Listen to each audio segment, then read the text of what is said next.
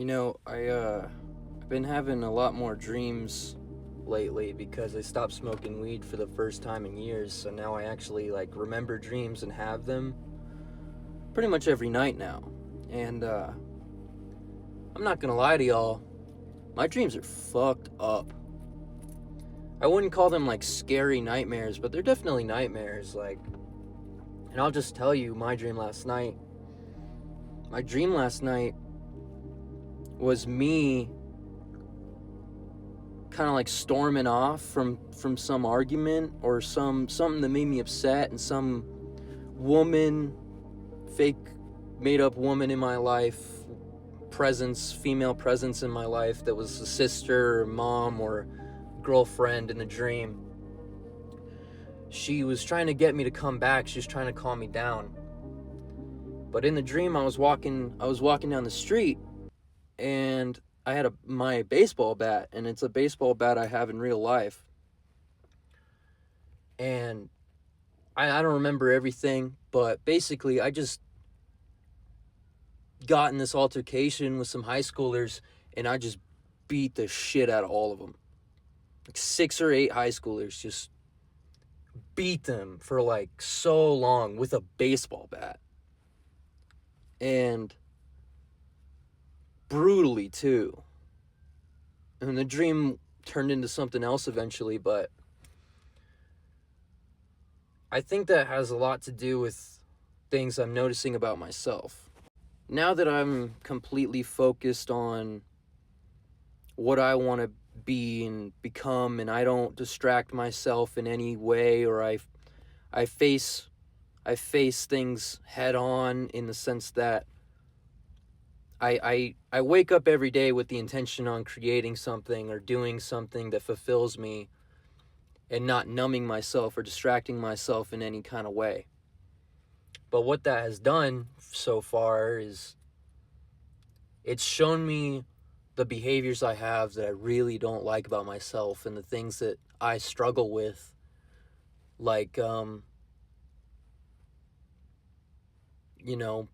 being courteous to strangers, or opening up, or many different things that I don't want to waste your time with. I guess what I'm saying is, when you start living your life and you really care and you really try about being the best version of yourself, it's hard. It's hard in a way that you can't really describe, but in my opinion, it's better. It's better to struggle with who you are and have a real heavy guilt on your conscience that you're not necessarily running away from anymore, than to just numb yourself and ignore it and let the days pass you by. Last night on the way to work, I was tripping. I did something yesterday that really, really bothered me. And it really wasn't a big deal, and I don't really think anybody else thought it was a big deal, but it made me feel like a piece of shit. And I won't go into what, but I couldn't get over it. I just couldn't get over it. And I'm still not really over it.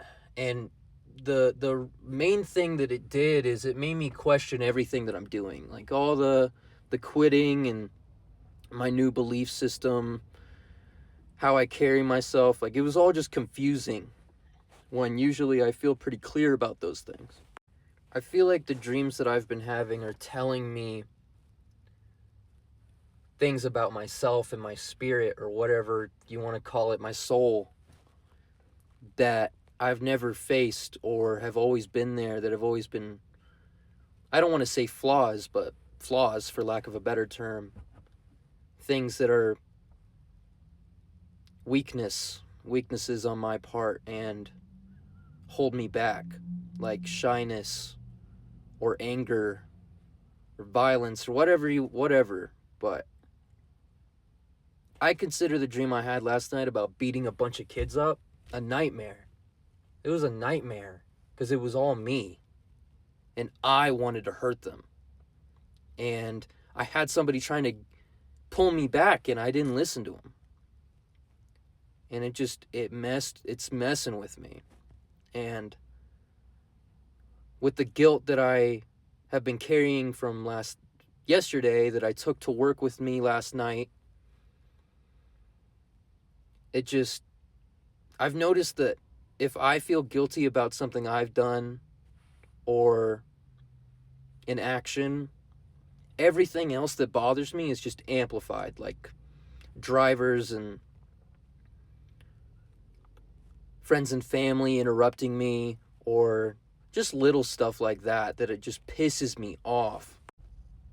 I guess what I'm saying is you should listen to your dreams, because they're telling you stuff. They're telling you what it is that you're trying to fix or you're seeking in some kind of way.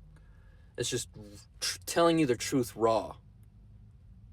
And I really like that and I appreciate that, but man, being the best version of myself is really showing me the hard parts. And this, it's not harder, but it is better. It's better than just being an NPC. I promise.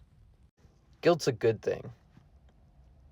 Guilt's a good thing, because if you don't have guilt, I don't even know what you are, but I have guilt over the littlest stuff. I feel so guilty over the littlest stuff. I feel guilty over interrupting people.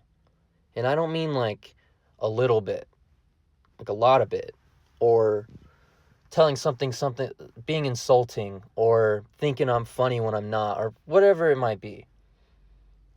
It hurt, words hurt. Words are powerful. Thoughts are powerful. And it's a very fine line. It's very easy, at least for someone like me or just myself, to kind of fall out of the way I think and my beliefs, and just be like, what the hell am I doing? But it's good, because it's making me who I need to be. And that's what you got to keep in mind. If you're tripping, you're all scrambled, you're confused, and you don't know what to think, and you're scared, or you're carrying some kind of guilt or shame, it's character development, in my opinion. And it doesn't make you a bad person. It doesn't make you a terrible person, even if it was unforgivable. Because I have been unforgivable. Trust me. I have been unforgivable. And people that can't admit that scare me.